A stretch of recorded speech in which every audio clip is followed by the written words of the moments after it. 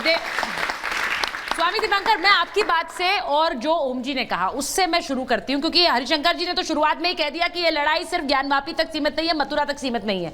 लेकिन जवाद साहब, उन्होंने एक और बात कही। ओम जी ने कहा कि इतिहास के पन्ने अगर पलटेंगे तो ये तो एक सत्य है जिसको लेकर हिंदू पक्ष अब मांग उठा रहा है।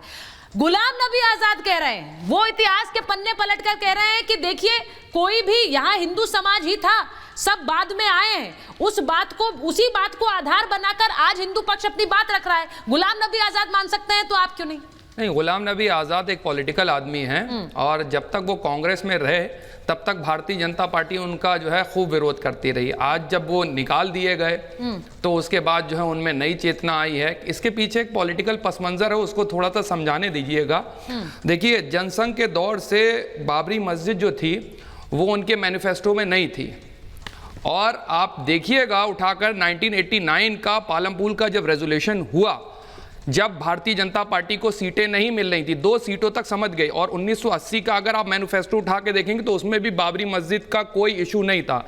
जब इनको सीटें कम आई तब इन्होंने मस्जिद और मंदिर की राजनीति स्टार्ट करी। इससे पहले ये सब सोए हुए थे, तब तक देश के अंदर कोई विवाद नहीं हो रखा था। उसके बाद लाल कृष्ण आडवाणी जी ने यात्रा निकाली और वो यात्रा जहां जहां से गुजरी वहां वहां हिंदू मुसलमान के दंगे हुए। हालांकि भारतीय जनता पार्टी को सीटें मिली और इसी ध्रुवीकरण के आधार पर मिली, और उसके बाद उन्होंने अपने मैनिफेस्टो के अंदर राम मंदिर का मुद्दा जोड़ लिया। उससे पहले जनसंघ के दौर में भी नहीं था और भारतीय जनता पार्टी के इतिहास में नहीं था। ये पालमपुर के अंदर आया, देख लीजिएगा, चेक करा के लिए। इसी कहते पढ़ते नहीं।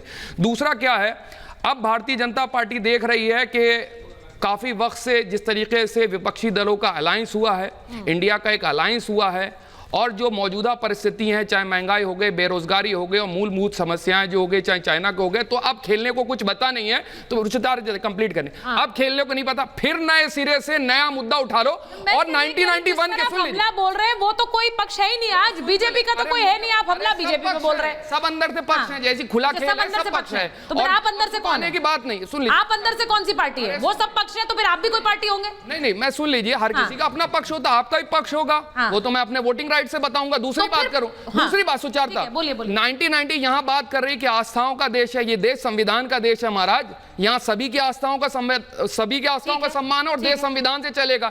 1991 का प्लेसेस ऑफ वर्शिप एक्ट इसीलिए लेकर के आया गया था। इसी संसद के लोकतंत्र के मंदिर में तमाम भारतीयों से प्रॉमिस हुआ था कि अब मस्जिद, मंदिर, गुरुद्वारा, गिरजाघर के नाम पे कोई विवाद नहीं होगा, सिर्फ राम मंदिर को छोड़ करके, बाबरी मस्जिद को छोड़ के। फिर नए सिरे से लेकर के आ रहे हैं। तब के 1968 के अंदर अगर देखेंगे जाकर के इतिहास को, और यहाँ पे बैठे हुए हैं, तब एक मुआहदा हो चुका था कृष्ण जन्मभूमि पर। उसको भी नहीं मानेंगे, मानने को कोई तैयार नहीं है। रीजन क्या है कि ये हिंदू मुसलमान, मस्जिद, मंदिर की राजनीति पूरे देश में चलती रहेगी।